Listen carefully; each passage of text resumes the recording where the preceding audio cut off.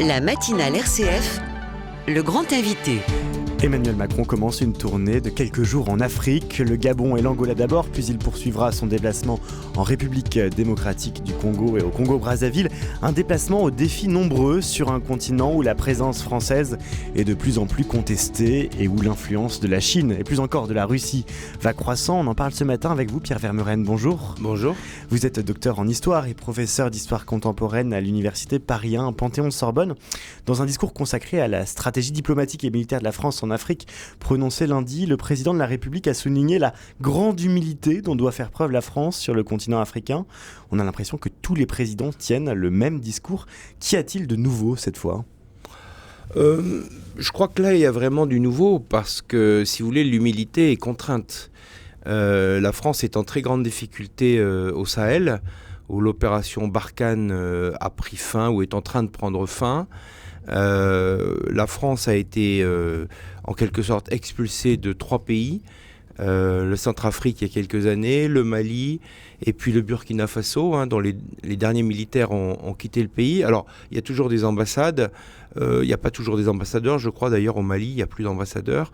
Et puis les relations avec le Maroc ou l'Algérie par exemple, en tout cas avec le Maroc, sont assez exécrables en ce moment. Il y a même eu des mots très durs qui ont été écrits dans la presse algérienne. Donc la France est contestée. Ce sont souvent des mauvais procès parce que, vous savez, les Africains aujourd'hui, ils ne vivent pas dans la colonisation. Elle a pris fin il y a plus de 60 ans. C'était les arrière-grands-parents des jeunes Africains d'aujourd'hui, donc on leur fait souvent porter le chapeau de l'anticolonialisme. En réalité, ils n'en ont rien à faire. Ils ont des contentieux avec leurs gouvernants autoritaires et corrompus, et c'est là que ces gouvernants autoritaires et corrompus et certains pays internationaux, vous dites la Chine, vous dites surtout la Russie, mais aussi les islamistes en provenance du Golfe, qui ont un rôle très actif au Sahel, eh bien ces gens-là incriminent la France. Et donc la cause de ce rejet de la France, ce serait plutôt le salafisme, et la Russie irait par opportunisme s'introduire dans cette brèche ? Ah, c'est clair que la Russie nous fait payer le soutien à l'Ukraine sur le terrain.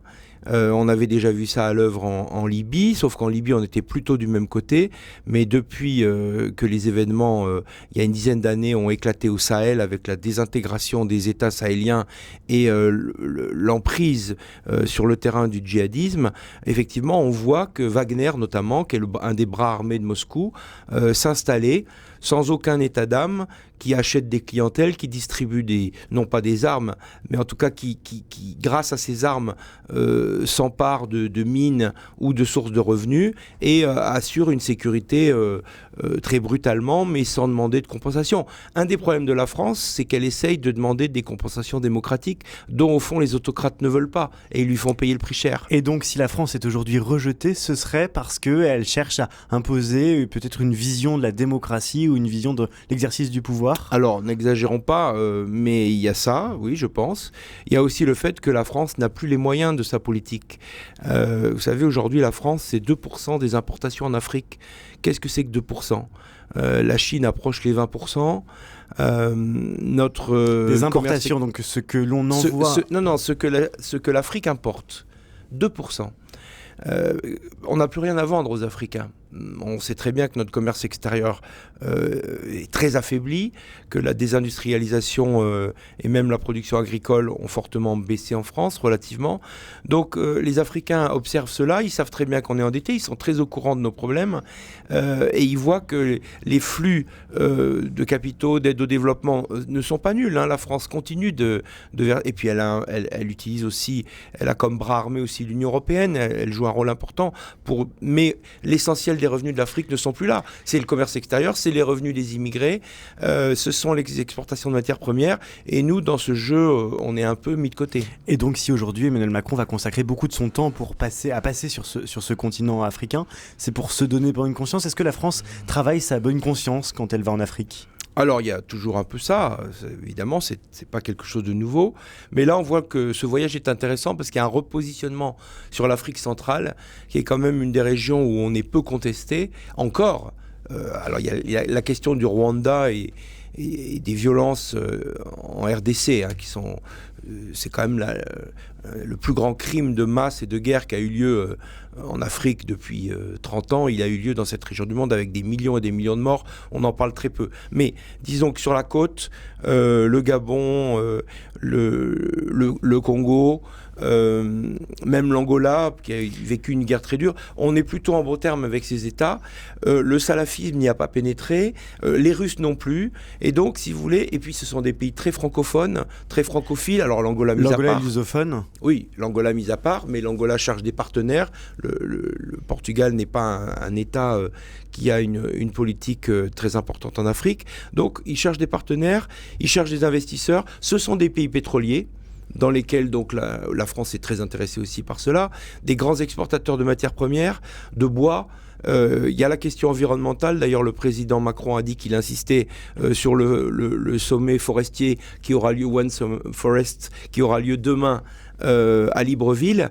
Donc, c'est un repositionnement dans une région plus neutre où les enjeux sont moins durs. D'ailleurs, la présence militaire armée de la France n'est pas du tout remise en cause au Gabon.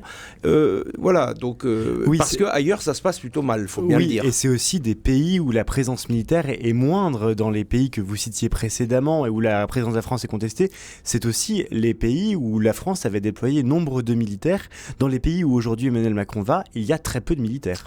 Alors, il y a quand même, c'est une base très importante, Libreville. Les autres pays, la Côte d'Ivoire, le Sénégal, le Tchad, dans ces pays-là, et puis Djibouti, dans ces pays, la présence française n'est pas remise en cause, mais le président Macron, néanmoins, a annoncé qu'en dehors de Djibouti, il allait essayer de réduire la voilure sur ses bases, et notamment d'engager une coopération militaire avec les pays africains. Là où il y avait vraiment une opération militaire, c'est Barkhane, ce sont les pays du Sahel qui vont du Tchad jusqu'à la Mauritanie. Il y avait une très grosse opération militaire française pendant plus de 10 ans, qui n'a pas porté ses fruits, parce qu'au fond, on est venu pour combattre le djihadisme, et le djihadisme n'a jamais été aussi fort qu'aujourd'hui. Donc c'est un échec, parce que c'est certainement pas à nous de le faire, manifestement. La France a compté beaucoup sur la coopération militaire des autres pays africains sans aboutir à rien. C'est pour ça qu'il revient aujourd'hui sur cette question en disant il faut essayer de développer la coopération militaire. Ce que la France n'a pas du tout su faire à Barkhane. À Barkhane, on lui a reproché d'être là, et quand la France a demandé à l'Union africaine et surtout aux États de l'aider, personne n'était là. Donc il y a effectivement cette question de la sécurité qui est quand même l'originalité de la présence de la France en Afrique depuis la guerre froide, plus que depuis la colonisation d'ailleurs, parce que c'est une question de guerre froide aujourd'hui, et c'est là que des évolutions sont possibles. Pas de guerre froide ? Oui, parce que la colonisation, si vous voulez, tout le monde était là avec son armée, et qui étaient d'ailleurs des armées coloniales. C'est à l'indépendance et après les indépendances, dans un contexte de guerre froide, que les États eux-mêmes ont renégocié la présence française sous forme de bases militaires. Et c'était lié en fait des bases qui étaient demandées par les dirigeants africains pour protéger d'ailleurs ces mêmes gouvernements et pour assurer la stabilité. Faut pas croire que c'est un impérialisme. Non, la France est partie. Il y a eu des indépendances bien réelles et il y a eu des renégociations avec des États souverains et ça n'a jamais posé de problème. Mais à partir du moment où vous essayez de demander des compensations démocratiques, que vous êtes moins riche et que vous êtes moins drôle parce que vous contrôlez un peu l'aide que vous donnez, eh ben vous attirez des ennuis et des ennemis. Pierre Vermeuren, il y a aussi l'importance de la jeunesse africaine, un continent extrêmement jeune, il y a beaucoup d'enjeux démographiques. Est-ce que c'est aussi pour ça qu'Emmanuel Macron souhaite aller rencontrer les populations au Gabon, en Angola ? Est-ce que c'est pour parler aussi à la jeunesse africaine ? Oui. Alors c'est ce qu'il dit effectivement, il l'a déjà fait au fameux discours de Ouagadougou à l'université il y a quelques années, il y a 6 ans. Il s'était adressé spécifiquement à la jeunesse. Bon, vous savez, maintenant, on n'a plus les moyens de notre politique. Il faut rester modeste. Je calculais hier, quand un Français naît, 55 Africains naissent. D'accord ? Du coup, qu'est-ce que c'est qu'on peut être maître d'école si je voulais faire un mauvais jeu de mots. Donc voilà, donc vous voyez, il faut rester modeste. On n'a plus les moyens démographiques, financiers de gérer, de s'occuper, comme ça a été fait à une certaine époque, de l'Afrique. Il faut y jouer un rôle, c'est très important. Mais il faut laisser les Africains se développer, assumer leur destin.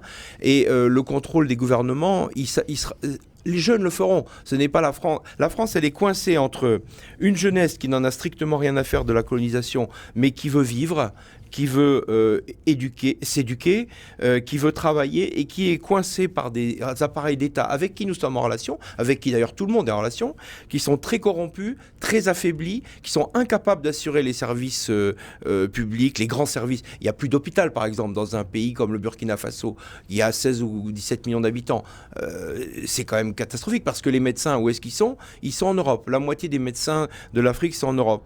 Et les médecins qui sont sur place essayent de fuir parce qu'ils travaillent dans des très mauvaises conditions. Donc là, on ne peut pas faire grand-chose. On peut donner des conseils parce qu'on a des pratiques, on a fait beaucoup de coopération, on a fait beaucoup de développement, on n'est pas mauvais dans l'enseignement supérieur, mais on ne réglera pas les problèmes des Africains à leur place. Et justement, vous parlez de ce qu'on appelle la fuite des cerveaux ou de l'immigration. Est-ce qu'il n'y a pas aussi un enjeu ? Emmanuel Macron, lundi, n'a pas prononcé le mot immigration. Est-ce que c'est pas un peu le volet oublié de cette politique française actuelle ? Encore une fois, avec les chiffres que je vous ai donnés, l'immigration, c'est très important pour nous. C'est marginal pour l'Afrique, parce que au fond, 99% des gens auxquels ils s'adressent ne sont pas concernés. C'est assez différent au Maghreb. Au Maghreb, les proportions, je dirais presque toutes les familles sont concernées. Mais en Afrique, la question migratoire, elle est très très localisée. Dans certaines régions, par exemple, comme le Mali, d'ailleurs, dont on vient d'être chassé, comme le Sénégal, et encore à l'échelle du Sénégal, c'est souvent des villes, des petites régions, un peu la Côte d'Ivoire, mais globalement, si vous voulez, les Africains vivent sur un continent immense, qui est 60 fois grand comme la France. Et donc la question migratoire, c'est une question très importante pour la France et pour l'Europe. C'est marginal quand on va s'adresser aux Africains. Encore une fois, un Français pour 55 Africains, on ne va pas résoudre la question par une immigration de masse. Mais de surcroît, néanmoins, ce dossier pose problème, effectivement. Il y a des contentieux, mais c'est plutôt avec les pays d'Afrique de l'Ouest. Donc quand on va en Afrique centrale, c'est franchement pas la question centrale. Vous écoutez RCF, nous sommes avec Pierre Vermeuren. Je voudrais revenir avec vous sur un tout autre sujet, sur la Tunisie. Il se trouve qu'en ce moment, en Tunisie, il y a des contestations contre le pouvoir. Lundi est paru dans Le Monde une tribune d'un collectif d'avocats, d'intellectuels et de journalistes, parmi lesquels Eva Joly ou encore Daniel Cohn-Bendit. Une tribune dans laquelle ces intellectuels dénoncent le durcissement de la répression dans le pays. La terreur est-elle en train de se répandre en Tunisie ? La terreur, je ne sais pas. Ce qui est certain, c'est que la Tunisie avait bénéficié à la suite des printemps arabes, avait mis sur pied une démocratie, et que cette démocratie, aujourd'hui, est morte, virtuellement. Le président Saïed a fait un coup d'État le 25 juillet 2021, avec l'appui de tous les Tunisiens qui n'en pouvaient plus de la gouvernance islamiste et de l'effondrement économique, politique, moral du pays, puisqu'on avait des pouvoirs publics totalement paralysés. Et depuis qu'il est au pouvoir, ça fait 2 ans maintenant, bientôt, il est en quelque sorte paralysé, à la fois par de l'incompétence, parce que ça n'a pas été préparé, parce qu'il a fait une réforme de la Constitution qui lui donne à peu près tous les pouvoirs. Et dans la phase très récente, il y a quelques semaines, il y a un raidissement autoritaire, avec des arrestations, des censures, des actes autoritaires. Et donc les Tunisiens protestent. Et donc ce qu'on lit là dans la presse française, dans cette pétition, c'est un relais effectivement d'une partie importante de l'opinion publique tunisienne, notamment des avocats, des magistrats, des syndicats, qui protestent contre cet autoritarisme qui en réalité masque une grande impuissance et une totale incompétence. Voilà, pour répondre à votre question. Merci beaucoup Pierre Vermeuren d'être passé ce matin par l'antenne de RCF et d'avoir accepté notre invitation pour revenir sur le déplacement d'Emmanuel Macron en Afrique actuellement et dans une moindre mesure aussi sur la Tunisie. Merci beaucoup, il est 8h24, vous écoutez RCF.